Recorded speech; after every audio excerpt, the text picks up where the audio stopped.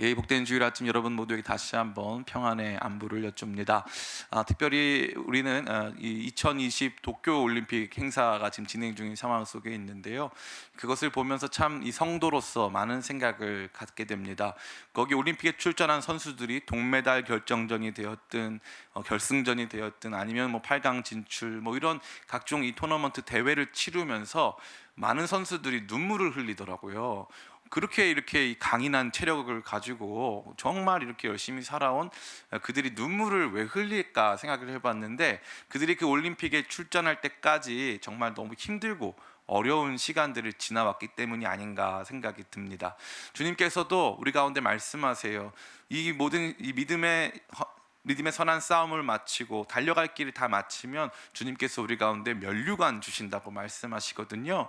이 면류관이 바로 그 당시에 올림픽, 이 그리스 로마 시대에 올림픽 마라톤에서 승리한 사람에게 주는 관입니다. 그러니까 성도의 삶은 정말 그와 같은 치열한 경주 또 경기, 그러한 상황 속을 견뎌내고 이겨내며 살아가는 것임을 다시 한번, 특별히 오늘 이현정 집사님 기도 가운데 제가 많은 생각을 하게 됐습니다. 눈물 짓고 또 고통스럽고 아파하며 살아가는 우리의 삶 속에 주께서 우리 가운데 반드시 면류관 주실 것임을, 끝까지 참고 인내하고 이 경주를 잘 감당하는 자들에게 주께서 반드시 상 주실 것임을 믿고 하루하루 잘 견뎌 나가시는 저와 여러분 다 되기를 간절히 바랍니다. 아멘. 오늘 우리가 읽은 말씀은 아주 유명한 말씀이죠. 너희가 진리를 알지니 진리가 너희를 자유롭게 하리라 하는 그러한 말씀입니다. 이게 얼마나 유명하면은 대한민국의 유명 사립대학 교훈이기까지 합니다. 그러나 이 말씀만큼 잘못된 방향으로 해석되거나 인용되는 말씀도 드물 듯합니다. 진짜 이 말씀의 뜻이 무엇일까요? 오늘 말씀을 전체적으로 읽어보면 이 진리가 너희가 진리를 알지니 진리가 너희를 자유롭게 하리라, 이 말씀을 정말 우리의 삶 속으로 받아들일 수 있는 것입니다. 오늘 이 말씀을 간략하게 살피는 가운데 저와 여러분 모두가 참된 진리를 경험하고 그 진리가 우리를 자유롭게 하는 것을 온전히 경험하여 우리의 믿음의 수준이 한 단계 업그레이드 되는 귀한 복 누리시기를 예수님의 이름으로 축원합니다. 아멘. 오늘 우리가 읽은 말씀은 예수님과 유대인들 사이의 논쟁을 보여주고 있습니다. 간단히 정리해보자면 예수님께서는 그들에게 진리를 알게 되면 너희가 자유롭게 되리라고 말씀하셨습니다. 그런데 흥미롭게도 그들은 이 말을 듣자마자 소위 말해서 열폭하기 시작했습니다. 예수님은 좋은 말씀을 하셨는데 너희가 진리를 알게 되면 너희가 자유롭게 될 것이다 라고 말했는데, 사람들은 갑자기 화가 나는 거죠. 일종의 컴플렉스입니다. 화가 나기 시작하는 거예요. 왜인지는 모르겠지만 그들은 자기들이 한 번도 아브라함의 자손이기 때문에 한 번도 자유롭지 못한 적이 없었다, 우리는 언제나 누군가의 종이 돼본 적이 없다라고 화를 내고 있습니다. 사실 이 말은 역사 부정이고 현실 부정입니다. 이미 유대인들은 BC 605년에 바벨론이 침공, 1차 침공하면서부터 시작된 오랜 기간, 대략 600년 가까이의 식민생활, 포로생활을 경험하고 있었습니다. 예수님과 논쟁하고 있는 바로 그 시점에도 현재 그 당시 그 지점에서 로마 제국의 식민지였다는 것이죠. 더더욱이 이스라엘 민족의 출발점은 어디였습니까? 이스라엘 민족은 무려 400년 동안 애굽에서 종노릇했습니다. 그들이 모세를 통하여 하나님께서 보이신 영광스러운 능력으로 말미암아 출애굽하면서부터 이스라엘 민족이라고 하는 민족이 형성되고 국가가 세워지게 된 것 아닙니까? 그러니까 그들의 출발점도 그들은 종으로 출발했고, 그들이 지금 현재 있는 상태도 그들은 로마 제국의 식민 지배하에 놓여져 있었다는 것이죠. 그러니까 이것은 현실 부정이라고 할 수 있고 역사 부정이라고 할 수 있습니다. 어찌됐건 그럼에도 불구하고 그들은 자기 자신들이 종이라는 사실, 자기 자신들이 예속되거나 종속되었다는 사실을 조금도 인정하려 하지 않고 있습니다. 이러한 노예 논쟁이 이제 점차적으로 옮겨가는데 이제 유대인 논쟁, 유대인의 조상 논쟁으로 이어지고 있습니다. 그들이 자기 자신들이 자유인이다라고 고백할 때 자기들이 아브라함의 자손이기 때문에 우리는 자유롭다 이렇게 말하고 있거든요. 위대한 이 아브라함, 위대한 믿음의 조상 아브라함의 자손이기 때문이라는 것이죠. 그들을 향해 예수님은 너희가 말한 대로 너희들이 혈통적으로는 아브라함 자손이 맞지만 지금 너희가 보이고 있는 모습은 너희가 이 마귀에게 속하여서 행하던 너희 조상들, 다시 말해 선지자들을 돌로 치고 하나님의 말씀을 배척해서 결국 스스로 이 바벨론 포로가 되었던 너희 조상들의 행태와 크게 다르지 않다고 비판하십니다. 그들은 이제 여기에서 멈추지 않고요, 하나님, 예수님께 나아가서 우리 아버지는 하나님이다 이렇게까지 선언을 해요. 그때 예수님 뭐라고 말씀하십니까? 39절부터 42절까지 말씀을 함께 같이 읽어보겠습니다. 같이 읽겠습니다. 시작. 대답하여 이르되 우리 아버지는 아브라함이라 하니 예수께서 이르시되 너희가 아브라함의 자손이면 아브라함이 행한 일들을 할 것이거늘 지금 하나님께 들은 진리를 너희에게 말한 사람이 나를 죽이려 하는도다. 아브라함은 이렇게 하지 아니하였느니라. 너희는 너희 아비가 행한 일을 하는도다. 대답하되 우리가 음란한 데서 나지 아니하였고 아버지는 한 분뿐이시니 곧 하나님이시로다. 예수께서 이르시되 하나님이 너희 아버지였으면 너희가 나를 사랑하였으니 이는 내가 하나님께로부터 나와서 왔음이라. 나는 스스로 온 것이 아니요 아버지께서 나를 보내신 것이니라. 아멘.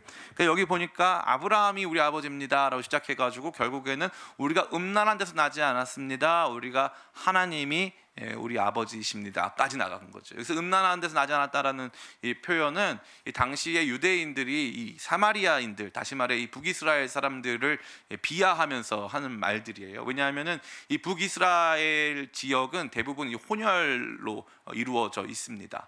그러니까 이 바벨론이 포로 정책을 삼았다면 북이스라엘은 혼합 정책을 만들었거든요. 그러니까 대부분 그들의 혈통적으로 많이 혼합되어 있다는 것이죠. 그걸 음란한 데서 났다, 간음한 데서 났다, 이런 식으로 폄하했다는 것입니다. 그러나 유대인들이 가지고 있는 자부심은 우리는 그들과 다르다, 우리는 사마리아인들이 아니다, 우리는 진짜 순혈, 우리는 온전히 이 한 혈통에서 났고 하나님만이 우리의 참된 아버지시다라고 이제 그러한 자부심을 보여주고 있는 것입니다. 예수님은 그들의 주장을 들으시고 더더욱 충격적인 말씀으로 그들을 놀라키십니다. 그들의 아버지가 바로 마귀라는 것이죠. 44절 제가 읽어드리겠습니다. 너희는 너희 아비 마귀에게서 났으니 너희 아비의 욕심대로 너희도 행하고자 하느니라. 그는 처음부터 살인한 자요 진리가 그 속에 없으므로 진리에 서지 못하고 거짓을 말할 때마다 제 것으로 말하나니 이는 그가 거짓말쟁이요 거짓의 아비가 되었습니다. 정말 이게 불난데 기름을 붓는 격으로 가뜩이나 지금 이 컴플렉스 속에서 우리 아버지는 아브라함입니다. 그렇기 때문에 우리는 단 한 번도 종속된 적이 없습니다. 우리는 자유합니다. 왜 우리한테 자유를 하라고 말합니까? 사실 이렇게 진짜 아픈 데를 꼬집으니까 자기들만의 논리로 자기들은 아프지 않다 이렇게 자기를 방어하고 있는데, 예수님께서는 그렇게 자기를 방어하고 있는 이 사람들을 향해서 너희의 아버지는 마귀다까지 나가신 거예요. 그러니까 이 논쟁의 결과는 어떻겠습니까? 불보듯 뻔합니다. 바로 예수님을 향하여 돌을 던지려 시작한 것이고 심지어 예수님께서 숨어서 도망치셔야 했다는 것입니다. 이것이 오늘 우리가 읽은 말씀의 전체의 줄거리라고 할 수 있습니다. 이제 차근차근 오늘 본문의 말씀이 우리 가운데 주시는 교훈을 얻기 원합니다. 첫 번째 교훈은 이것입니다. 주님께서 우리에게 더 깊은 믿음의 차원을 요구하신다는 사실이죠. 뜬금없이 목사님 갑자기 왜 믿음의 차원 얘기가 나옵니까? 생각하실 수 있겠는데요. 우리가 먼저 봐야 할 것은 지금 예수님과 논쟁하고 있는 이 사람들이 누군가 하는 것입니다. 이 사람들은 누굽니까? 바로 예수님을 믿은 유대인들입니다. 그들은 그냥 유대인들이 아니에요. 앞에 이 8장에서 내가 세상의 빛이다라고 말씀하신 그 예수님을 사람들은 대부분 믿지 않았는데 그 중에서 일부 유대인들이 그 예수님을 믿었다는 거예요. 그 예수님의 그 선언, 내가 세상의 빛이다라고 하는 그 선언을 일부 유대인들이 마음으로 받아들이고 예수님을 믿었다는 사실이죠. 31절과 32절 제가 읽어드리겠습니다. 그러므로 예수께서 자기를 믿은 유대인들에게 이르시되 너희가 내 말에 거하면 참으로 내 제자가 되고 진리를 알지니 진리가 너희를 자유롭게 하리라. 아멘. 명시적으로 나와 있는 거예요. 그냥 유대인들이 아니고 예수님을 진짜 이제 받아들이기로, 예수님에게 대하여서 긍정적이고 호의를 갖고 예수님을 바라보고 있던 유대인들에 대하여서 말씀하신 거예요. 그러니까 적대적인 유대인들과 공격하고 싸우려고 하신 말씀이 아니고 도리어 진짜 예수님 믿어보려고 나온 초신자들, 정말 예수님 앞에 정말 한번 들어보자, 그 말씀 들어보자고 나온 초신자들을 향해서 말씀하신 거예요. 물론 우리가 오해해서 안 되는 것이 예수님께서 그들을 보자마자 그들에 대하여서 폭력적으로, 그들에 대하여서 단정적으로, 그들이 듣자마자 상처받을 그 내용을 먼저 말씀하셨다는 차원이 결코 아닙니다. 예수님께서는 다른 말씀하신 것이 없어요. 너희가 내 말에 거하면 참 내 제자가 되고 진리를 알지니 진리가 너희를 자유롭게 하리라. 누가 들어도 나쁘지 않을 말인 거죠. 상처는 누가 받습니까? 흥미로운 것은요, 똑같이 샤워를 하는데, 똑같이 물이라고 하는 자극을 경험하는데, 어떤 사람은 샤워를 하면 시원해요. 그런데 어떤 사람이 이 다리에 상처가 있다고 치십시다. 그러면은 이 물을 같이 부어서 샤워를 하는데 그 사람은 이게 아픈 거예요. 아픈 거예요. 똑같은 자극, 똑같은 이 외부적인 상황이 주어졌음에도 불구하고 상처를 가진 사람이 상처에 반응하는 것이죠. 그러니까 지금 이 이스라엘 이 유대인들 역시도 예수님을 믿는다고는 했지만 그들 안에 자리 잡고 있는 상처가 있었던 거예요. 물론 예수님께서 그것을 아셨겠죠. 그럼에도 불구하고 예수님께서 악의를 가지고 혹은 폭력적으로 그들과 대화하지 않으려는 마음을 가지고 이렇게 말씀하신 것은 결코 아니었는데 그들이 이렇게 열폭하기 시작한 것입니다. 어찌되었건 확실한 것은 이러한 이 부분에 있어서 논쟁이 점차 가열되면서 예수님께서도 이 타협하실 생각이 없으신 것 같아요. 처음 예수님을 믿으려고 나와 있는 그들을 향해서 예수님께서 좀 말씀하셨지만 그 부분이 그들에게 상처가 되었는데, 그럼 예수님께서 오늘 그만하자, 이제 그래 알겠어, 너희가 아브라함의 자손이야 하고 넘어가시면도 될 텐데, 예수님께서 타협하실 생각은 없으신 것 같아요. 이게 진리의 모습이에요. 진리는 사실 그 자체로는 힘들거나 부담스러운 것이 아니에요. 그러나 확실한 것은 그 진리가 우리한테 불편할 수 있거든요. 그럼에도 불구하고 진리가 가진 굉장히 중요한 특징이 뭐냐면 타협은 하지 않아요. 타협은 하지 않습니다. 참 어려운 것이죠. 어찌됐건 예수님께서는요, 지금 예수님을 믿으려고 나와 있는 바로 그들을 향해서 타협하지 않는 진리의 모습을 보이고 계세요. 물론 그것이 악의적이거나 호전적인 것은 결코 아니었습니다. 그들이 이것에 대해서 민감하게 반응하고 이것에 대해서 화를 내기 시작한 것이죠. 특별히 그들이 가지고 있던 신앙적 틀, 신앙 상식과 예수님의 진리의 말씀이 충돌하는 것을 우리는 보게 됩니다. 그들은 자신들이 가진 종교 전통과 말씀 해석만을 절대적인 것으로 신봉하고 있었습니다. 예수님을 믿되 자신의 틀만 가지고 예수님을 믿으려 한 것입니다. 이게 참 흥미로운 거예요. 예수님을 믿지만 자기의 틀을 버릴 수가 없는 것들이죠. 너무 이게 중요한 것입니다. 예수님을 믿되 절대 버릴 수 없는, 예수님에 대한 신앙보다 더 상위하는 가치, 더 상위하는 삶의 형식과 프레임이 정해져 있다는 거예요. 그러니까 예수님이 그냥 오셔서 내가 세상의 빛이다까지는 그냥 믿을 수 있겠는데, 너희가 자유롭게 되리라고 하면은 그때부터 뭔가 내 안에 가지고 있던 이 틀이 망가지기 시작하고 그 틀 안에서 거부감이 일어나기 시작한다는 것입니다. 요즘은 좀 덜하지만, 태국 내에서의 상황 때문에 좀 덜하지만, 한동안 태국에서 복음을 전하는 것이 상당히 어려웠습니다. 단순히 사람들은 목사님 태국이 불교 국가이기 때문에 그랬군요 라고 생각하기 쉬운데 그렇지 않습니다. 태국은 불교 국가이지만 상당히 자유로워요. 그렇기 때문에 복음 전하는 일에 대해서 무슨 박해를 하거나 그러지 않습니다. 그러니까 이 태국이 복음화되기가 어려운 중요한 이유가 하나 있는데, 일본도 마찬가지지만 중요한 이유가 있는데, 왕을 굉장히 존경한다는 거예요. 왕을, 태국 국왕을 굉장히 존경합니다. 특별히 지금 왕은 아닌데 이 전대 왕은 굉장한 존경을 받았어요. 그러다 보니까 사람들이 신앙보다 중요한 게 국가, 왕, 이거 훼손하기 시작하면은, 이거 훼손하면은 신앙이고 뭐고 없는 거예요. 신앙이고 뭐고 없는 겁니다. 일본 역시 마찬가지 아닙니까? 일본의 이 국가 전체주의, 군국주의, 이 전체 그게 지금도 고스란히 남아가지고요. 일본 복음화가 어려운 게, 일본에서는 하나님 나라 전파하는 게 어려워요. 왜냐하면 그것을 국가 전복적으로 이해하기 쉽다는 거죠. 그들은 그걸 원하지 않습니다. 그 질서가 깨지는 것을 원하지 않아요. 그러니까 자기 안에 복음보다 더 상위하는 자기 프레임이 있다는 거예요. 태국 신학교에는 강의실에 십자가와 함께 국왕의 초상화가 걸려 있다는 거예요. 그래가지고 이 예배드리기 전에 국왕 초상화에 이 존경을 표하고 그 다음에 예배드린다는 거예요. 우리가 그토록 이 항쟁했었던 신사참배와 혹은 동방요배라고 해가지고 예배드리기 전에 동쪽으로 먼저 절을 한 다음에 예배드렸던 그러한 이 모습과 크게 다르지 않다는 사실입니다. 신앙보다 국가가 훨씬 중요한 거죠. 신앙보다 가정이 훨씬 중요한 겁니다. 복음보다 더 중요한 가치들이 있다라는 사실이죠. 우리나라 근현대사를 이야기할 때도 기독교 신앙을 빼놓고 얘기할 수가 없어요. 충격적이게도 우리가 그렇게 악마처럼 생각하고 있는 북한의 김일성, 남로당 당수였던 박헌영 같은 사람들 모두 기독교와 아주 밀접한 관계가 있어요. 김일성 가문은 초대부터 선교사님들의 가르침을 따라 복음을 받아들인 가문이었어요. 박헌영이라고 하는 이 남로당 당수, 이 6.25를 뒤에서 배후 조정한 사람으로 알려져 있는데, 이 박헌영이라고 하는 사람 역시도 유학 시절 모두 다 언제나 목사님 집에서 하숙하면서 신앙을 가진 사람으로 행세했다는 것이죠. 그런데 결론은 그들은 단순히 자기 자신만 반기독교적인 삶을 살았을 뿐 아니라 자신을 넘어서서 수많은 사람들의 아픔을 삶을 송두리째 빼앗아가고 아프게 했다는 거예요.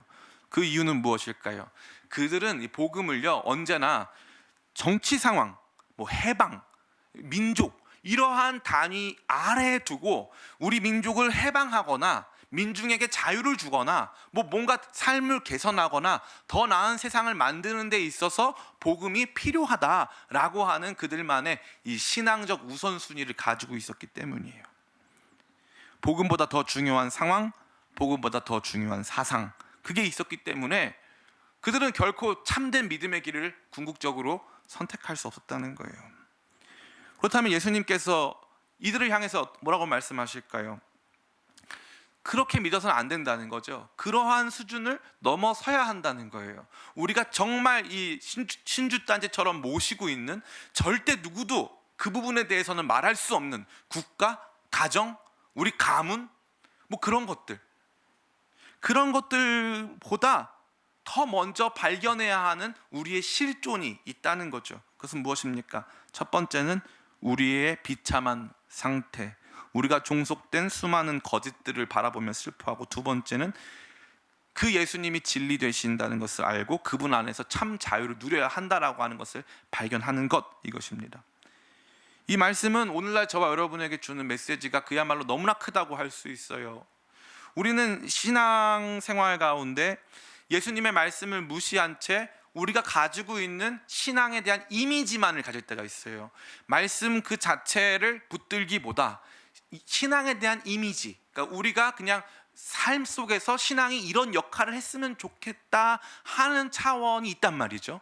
근데 그거가 왜 중요하냐면은 그 이미지가 형성된 배경이 있기 때문에 그래요. 전통이 그것을 형성했고요, 상황이 그것을 형성했어요. 그러니까 이게 웬만한 경우에선 정직하게 자기 자신이 그냥 홀로 하나님의 말씀 앞에 서기가 너무나 어려운 거예요. 왜냐하면 그러면 전통을 부정하거나 우리의 상황을 부정해야 되기 때문에 그래요. 어려운 거예요. 그러니까 어려운 거예요. 예수님의 이미지만을 가지고 대충 주님을 따르려 하는 우리 안에는 영적인 어둠이 여전히 자리하고 있는 것이죠. 그러다가 갑자기 우리 마음에 딱 부딪히는 말씀이 온다. 그러면 싫은 거예요. 듣고 싶지가 않은 거죠. 자유? 지금 나보고 노예라고 하는 거네. 이게 왜 그러냐면 그동안 이 수천 년 동안 노예로 살다 보니까 그 말이 그렇게 마음에 걸리는 거예요. 자유롭게, 진짜 자유롭게 되리라. 화가 나고 답답하고 그것으로 말미암아 이 견딜 수 없는 충동을 만들어내는 거죠. 예수님은 어떻게 하라는 거예요? 예수님을 믿은 유대인들에게 말씀하시면서 그 차원에서 더 깊은 차원으로 들어와라. 더 깊은 차원으로 진짜 우리의 자신을 직면하고 예수님을 진짜 만나게 되어지는 더 깊은 차원으로 들어와라, 이거죠. 상황과 사상을 뛰어넘어 진짜 복음이 말하고 있는 진리의 찬빛 가운데 들어와야 한다라고 말하는 거예요. 저는 우리 기쁨의 교회 성도 여러분들이 이러한 주님의 요청과 요구를 마음으로 받으시기를 간절히 축복합니다. 저라고 요한복음 말씀을 1장부터 끝까지 증거하고 싶겠습니까? 그렇지 않습니다. 제가 더 잘할 수 있는 설교가 많아요. 그리고 더 뭔가 이렇게 제가 설교하고 나면 인기가 있어질 만한 설교가 많습니다. 많아요. 특별히 여러분 보세요. 오늘 본문이 얼마나 긴지. 왜 긴 줄 아세요? 빨리 넘어가려고 긴 거예요. 한 번에 끝내버리려고. 왜냐하면 이거 한 번에 안 끝내. 근데 제가 보니까 다른 목사님들도 이 본문에서 오래 안 끌어요. 그러면은 성도들이 침체가 돼요. 그러니까 오래 안 끕니다. 그냥 빨리 넘어가는 거예요. 일단 다음 주 9장 가면은 나면서부터 눈먼 사람 고쳐주잖아요. 그러니까 빨리 넘어가면 소망이 있는 거예요. 터널은 빨리 지나가야 되니까. 저도 그런 마음으로 빨리 지나가고 있는 거예요. 최선을 다해서. 그런데 주님께서 제 마음을 두들기시는 거예요. 제 마음을 두들기시는 거예요. 신앙보다 상황이 중요한 사람들, 신앙보다 사상이 중요한 사람들, 신앙보다 우리 가문이 중요한 사람들, 국가가 중요한 사람들 너무나도 많다는 거예요. 그 어떤 건드릴 수 없는, 신앙도 건드릴 수 없는, 복음도 건드릴 수 없는 그 영역이 존재한다. 그 주님께서는 그 앞에서 진리가 타협하지 않는 모습을 보여준다 이거죠. 도리어 주님께서 요청하시는 거예요. 이 진리 앞에 정직히 서라. 정치, 상황, 역사, 가문, 우리가 알량하게 믿고 있던 그 모든 것들 다 내려놓고 정직하게 이 말씀 앞에 서봐라. 그것이 믿음의 더 깊은 차원이다 라고 말해주고 있는 것입니다. 이것이 참 신앙이에요. 사랑하는 성도 여러분, 저는 이 방송으로 예배에 동참하고 있는 모든 분들께 권면합니다. 제가 조금 인기가 없어도 상관없어요. 이미 많이 없기 때문에 저 큰 두려움이 없습니다. 그게 중요한 문제가 아니지 않습니까? 하나님의 말씀이 생명이잖아요. 너희가 내 말에 거하면 너희가 참 내 제자가 되고 진리를 알지니 진리가 너희를 자유롭게 하리라. 우리의 궁극적 방향은 자유예요. 진정한 신앙 안에서의 자유. 이게 어느 교회를 다니건 어느 목사님 밑에 있건 이게 중요한 문제가 아니고 진정한 자유를 구가하는 데 있는데, 이 진정한 자유까지 나아가기 위해서 예수님을 단순히 그냥 내 이미지로 믿는 것을 넘어서서 진짜 그분께서 우리로 직면시켜 주시는 우리의 실존과 그분의 어떠하심 앞에 서야 한다는 거예요. 이 지점까지 내려가야 되는 거예요. 이 지점까지. 저는 여러분들이 이 말씀 앞에 정직하시길 바랍니다. 제 앞에 정직하실 필요는 없어요. 제가 여러분에게 묻고 있는 것이 아닙니다. 제 특징이 뭐냐면 강단에서는 세고 내려가면 한없이 약합니다. 여기서만 센 거예요. 밖에 나가면 그렇게 타협을 잘해요. 무릎을 잘 꿇습니다. 근데 진짜 이 부분에 있어서 우리 성도님들에게 제가 정말 드리고 싶은 말씀은, 이게 이요한 목사라고 하는, 저라고 하는 사람을 빼고 여러분이 좋아하는 사람을 상상하셔서 여기다 갖다 붙이시고 진짜 그분이 이 말씀을 했다면 나 어떻게 받을 것이냐 이거죠. 내가 좋아하는 목사님, 내가 진짜 평상시에 굉장히 존경하고 있던 바로 그분이 이렇게 말씀하신다면 나를 꼬집는 말씀으로, 뭔가 비판적인 말씀을 들을 것이냐? 아니요, 예수님이 지금 이렇게 하고 계세요. 심지어 예수님을 믿은 유대인들에게. 지금 한국 교회는 탈탈 털리고 있습니다. 탈탈 털려요. 우리 기쁨의 교회도 이 예배 인원, 예배 참석 인원이 현저하게 줄어들고 있어요. 이때는 참 우리 가운데 위기죠. 그러나 이 위기는 위험하다 위자와 기회 기자로 이루어져 있지 않습니까? 이게 기회예요. 무슨 기회입니까? 우리가 참 신앙을 회복할 수 있는 기회. 우리가 거짓된 것으로 우리 자신을 속이고 기만하고 있던 것에서 벗어나서, 다시 말해 공동체, 교회, 교회의 역사 뭐 이런 것들 다 빼고 진짜 신앙인으로 주님 앞에 설 수 있는, 정직하게 진리 앞에 설 수 있는 기회입니다. 저는 여러분들이 이 기회를 꼭 붙잡고 더 깊은 차원의 믿음을 요구하시는 주님께 나아가시기를 간절히 축원합니다. 두 번째입니다. 오늘 이 말씀은 우리가 처해져 있는 실존, 즉 예속의 상태, 종속의 상태가 무엇인가를 저와 여러분 가운데 보여주고 있습니다. 예수님의 첫 번째 말씀은 누가 들어도 문제가 없지요. 진리를 알지니 진리가 너희를 자유케 하리라 하는 말씀입니다. 그런데 돌아온 그들의 질문은 진리가 무엇입니까? 우리가 어떠한 상태에 놓여 있습니까? 이런 질문이 아니었죠. 도리어 우리는 한 번도 종이 된 적이 없다. 우리는 누군가의 종이 아니다. 우리는 스스로 존재한다. 자율적으로 존재하다. 자주적인 존재다. 이와 같이 말하고 있는 것입니다. 과연 그럴까요? 그렇지 않죠. 그들은 현재도 로마의 식민 지배 아래 놓여져 있었죠. 그들은 심지어 이 자기들이 가지고 있는 전통과 해석에 있어서, 역사적인 전통과 해석에 있어서 완전히 거기에 갇혀 있는 종속된 존재였습니다. 세상에 자유로운 사람이 있을까요? 단 한 사람도 없습니다. 단 한 사람도 없어요. 이것은 무엇을 말합니까? 종속은 언제나 기만에 근거한다 이거예요. 기만에 근거한다. 우리를 속이는 거예요. 우리를 속이는 거예요. 앞서 말씀드린 대로 이스라엘 백성은 역사 속에서 수차례 제국에 의해서 지배받아 왔어요. 그런데 꺾을 수 없는 이상한 자부심을 가지고 자기들은 자율적이고 자주적인 존재라고 소리치는 거예요. 이와 같은 예속은 그 핵심에 거짓을 진실인 양 받아들이게 하고 그 안에서 살게 하는 거예요. 그 안에서 거짓의 이 왕국, 거짓의 체계 안에서 살게 하는 거예요. 북한은 전 세계에서 가장 독특한 국가입니다.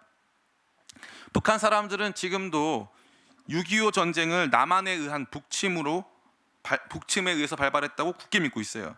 그들은 지금도 자신들의 나라가 가장 탁월하고 좋은 나라라고 믿고 있고, 백두혈통이 나라를 다스려야 된다고, 그들이 아주 이 신적인 권위를 가지고 있다고 믿고 있는 거예요.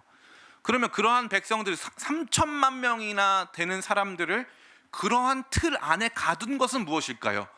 많은 사람들이 군사, 또 정치, 혹은 이 경계선, 그것이 이 북한을 막았다? 아니요. 흥미롭게도 북한이 경계선을 막았는데 그 안에 한국 드라마도 들어가고요.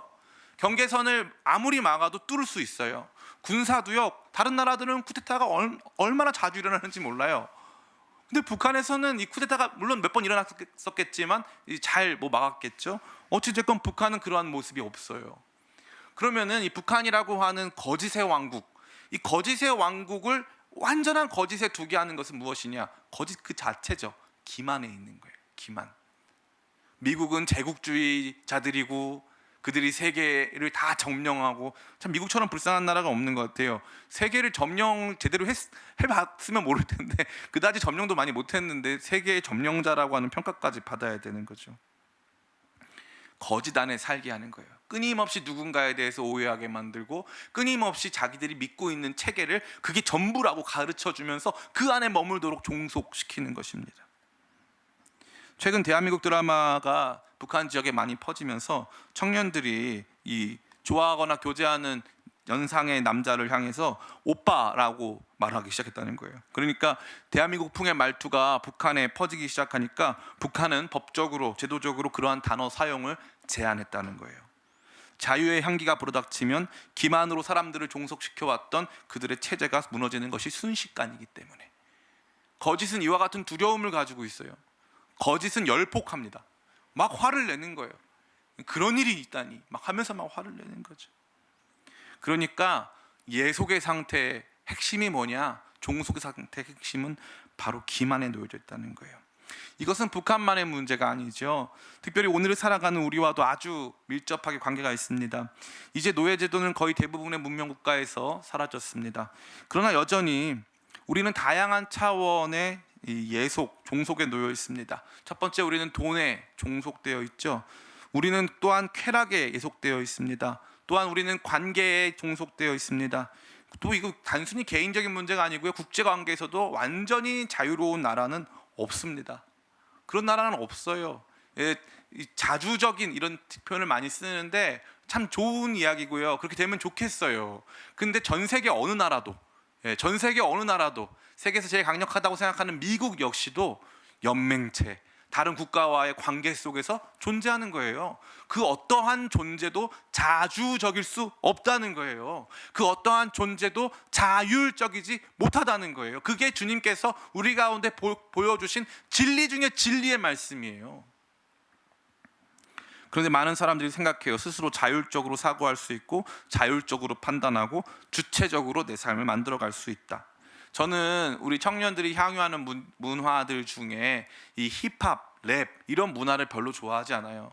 그게 왜 좋아하지 않냐면 단순히 음악 스타일 때문이 아니에요. 스타일은 오히려 문제가 없어요. 문제는 메시지죠. 메시지가 굉장히 큰 문제가 있어요. 그렇기 때문에 그 메시지를 좀 변화시키고 회복해야 될 필요가 있어요. 그래서 BY 같은 형제는 그러한 일을 하고 있죠. 근데 대부분의 메시지가 어떠냐면요, 아주 저차원적이고 단편적인, 물론 사회를 고발하고 비판하는 내용도 있지만 거기에 보면은 그들이 가지고 있는 가치관과 세계관이 그대로 투영되고 있어요. 대략적으로 어떤 겁니까? 내 마음대로, 돈이 최고야, 쾌락을 위해 산다, 나는 뭐든지 내가 원하는 대로 할 수 있어, 너는 못하지, 내가 승자야, 너는 루저, 너는 졌어. 이러한 종류의 문화가 퍼져나가고 있어요. 기가 막히죠. 청년들은 자기 자신의 삶을 자기가 선택할 수 있다고 생각합니다. 옛날에는 이 신체 발부는 수지부모요, 이런 표현이 있었어요. 그게 무슨 뜻이? 내가 내 게 아니라는 거죠. 내가 내 것이 아니다. 최근에 이정규 목사님이라고 하는 목사님 쓰신 책 중에 나는 누구입니까? 라는 책이 있는데 그 책의 첫 번째 챕터 주제가 뭐였냐면 나는 누구의 것인가? 나는 내 것이 아니다. 이걸 인정하는 게 정말 중요하다는 거예요. 나는 내 것이 아니다. 이게 오늘날 청년들, 사실 오늘날 청년들의 문제겠습니까? 청년 시기를 다 지나온 사람들은 다 알고 있지 않습니까? 그 어떤 시대든지 듣기 좋은 말로 우리를 꿰는 게 어떤 내용입니까? 나는 내가 원하는 대로 할 수 있어. 근데 그렇지 않다는 거죠. 인간은 돈, 시간, 공간, 관계, 쾌락, 명예, 권력 이런 거에 완전히 종속되어 있는 것입니다. 그럼에도 불구하고 계속적으로 우리는 기만당하면서 심지어 알량한 자존심을 내뿜으며 자기 자신을 조금이라도 깎아내리려고 하면은 열폭합니다. 그런데 그들과는 달리 예수님께서는요, 그들이 처한 그러한 상황 때문에 그들이 종속됐다고 보지 않으셨고 뭐라고 말씀하십니까? 너희의 종속은 죄에 의한 것이다 라고 정면으로 보여주시는 거예요. 그러니까 죄가 우리를 종속시키고 있다라고 예수님께서 말씀하시는 거죠. 그러나 우리는 이것을 그렇게 바라보지 않고 언제든지 상황이나 어떠한 이 관계 안에서 이것을 조망하려다 보니까 실패하는 것입니다. 예수님은 진리 대신 예수님은 우리 가운데 죄가 너를 지배하고 있구나. 너희가 내 말에 거하면 참 내 제자가 되고 너희가 진리를 알지니 진리가 너희를 자유롭게 하리라.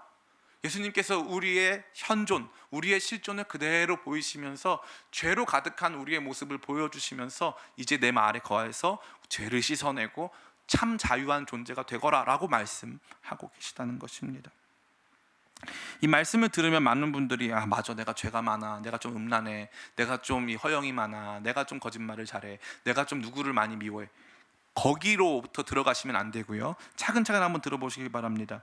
예수님은 이들의 아버지, 즉 이들이 속하여 이들이 영향받고 있는 궁극적인 실체가 마귀라는 사실을 말씀하셨지요. 이 마귀는 어떻습니까? 44절과 45절 제가 읽어드리겠습니다. 너희는 너희 아비 마귀에게서 났으니 너희 아비의 욕심대로 너희도 행하고자 하느니라. 그는 처음부터 살인한 자요 진리가 그 속에 없으므로 진리에 서지 못하고 거짓을 말할 때마다 제 것으로 말하나니 이는 그가 거짓말쟁이요 거짓의 아비가 되었음이라. 내가 진리를 말함으로 너희가 나를 믿지 아니하는도다. 아멘. 지금 이 거짓 가운데 종속된 사람, 그들은 바로 이 마귀에게 속한 것입니다. 마귀는 진리를 갖고 있지 않아요. 마치 어둠이 빛이 없는 것인 것처럼 마귀는 진리를 갖고 있지 않습니다. 하나님의 말씀이 아닌 자기의 것으로, 자기의 판단, 자기의 이야기로 말하기 시작합니다. 또한 그는 처음부터 살인한 존재였습니다. 그러니까 기만이 결국 진리에 대한 폭력과 배척으로 이어진다라고 예수님께서 말씀하고 있는 거죠. 이것은 다시 말해 죄의 모습은 진리가 없으며 진리를 폭력적으로 배척하고 있는 모습이라는 사실을 저와 여러분 가운데 보여주는 것입니다. 마귀는 이와 같이 우리를 죄로 올가매고 그 죄는 우리를 거짓된 세계 속에 살게 하며 진리에 대해서 처절하게 저항하도록 하는 것입니다. 그러니까 계속 주님의 말씀보다는 세상의 이야기를 들으려고 하는 태도, 주님의 말씀보다는, 주님이 말씀에 보여주시는 우리 자신보다는 세상의 이야기를 듣겠다라고 하는 태도가 근본적 죄의 태도라는 거죠. 아담이 어떻게 했습니까? 하와가 어떻게 했습니까? 마귀가 하와를 꼬일 때 어떻게 했습니까? 하나님께서 이 나무 열매를 먹으면 정령 죽는다고 말씀하시더냐? 뭐라고 하시더냐? 그러니까 하와가 죽을까 하노라 이렇게 하잖아요. 그러니까 말씀의 왜곡이 일어나는 거죠. 그러고 나서 뭐라고 합니까?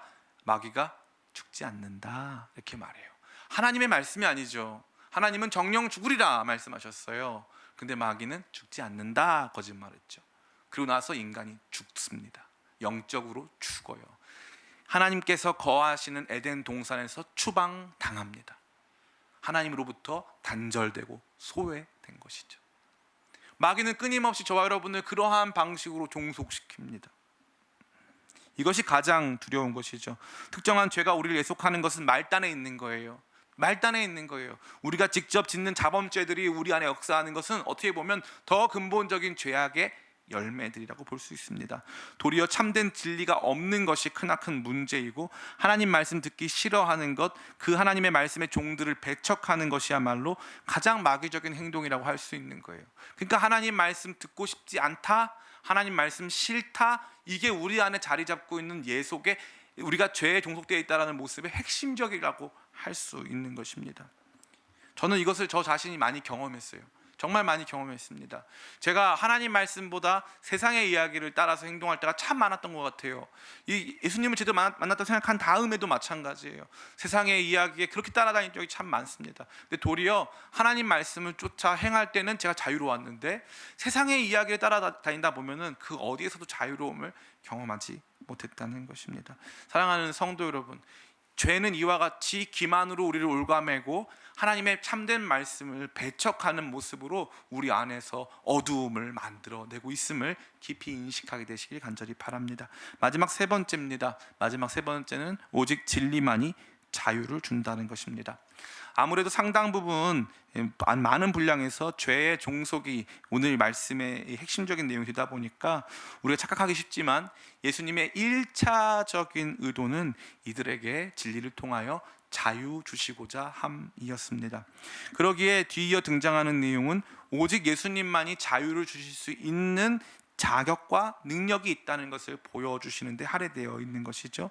그것은 무엇 때문입니까? 첫 번째, 예수님은 자기의 말이 아닌 하나님의 말씀을 대언하시는 분이시기 때문에 마귀는 자기의 것으로 거짓을 말하지만 예수님은 하나님 아버지, 예수님은 하나님께 대하여 존재하시는 분이시고 예수님은 하나님과 함께 계셨고 예수님은 하나님이시기 때문에 하나님의 말씀만 하신다 이거죠. 하나님의 말씀만 하신다. 또한 동시에 예수님은 그러한 하나님의 아들이시기 때문에 예수님께서는 우리에게 참 자유를 주실 수 있다.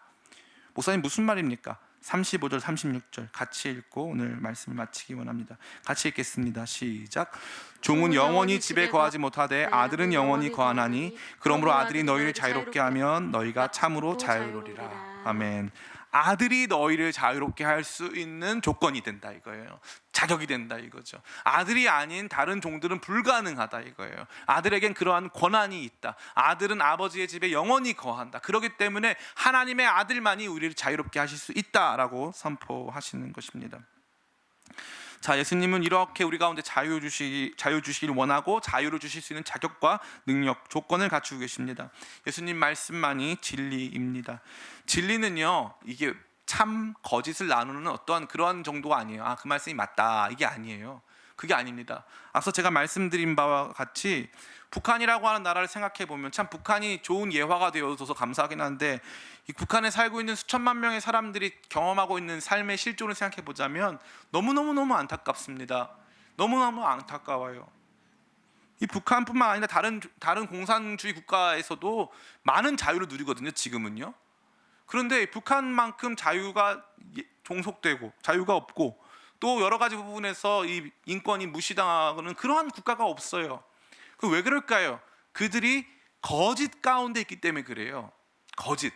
거짓으로 시스템을 만드는 거예요. 이 북한만 이렇습니까? 아니죠. 통일교, 신천지, 하나님의 교회 거짓으로 다 시스템을 만드는 거예요. 거짓으로.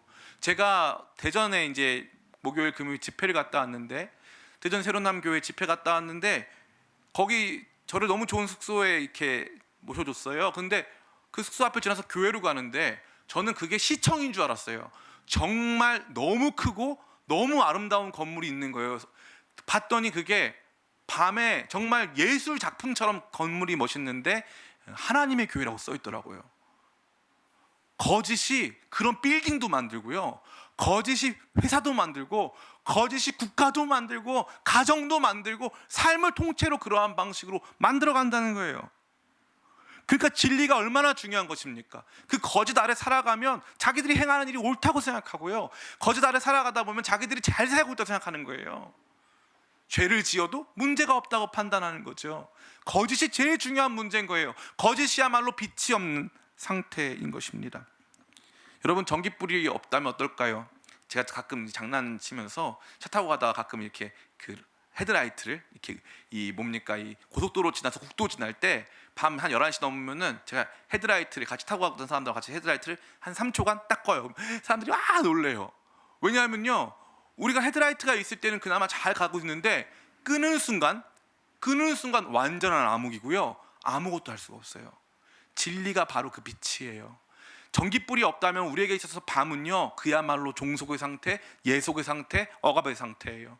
저 북한을 넘어서서 수많은 사람들이요 오늘도 그 어떠한 사상이나 상황에 상관없이 완전한 어둠 속에 살고 있어요. 이게 옳다고 믿고 어둠 속에서 그냥 이게 뭐가 뭔지 알지 못한 채 완전히 피폐하게 살고 있는 이유가 뭐냐? 참 진리가 없기 때문에 그래요.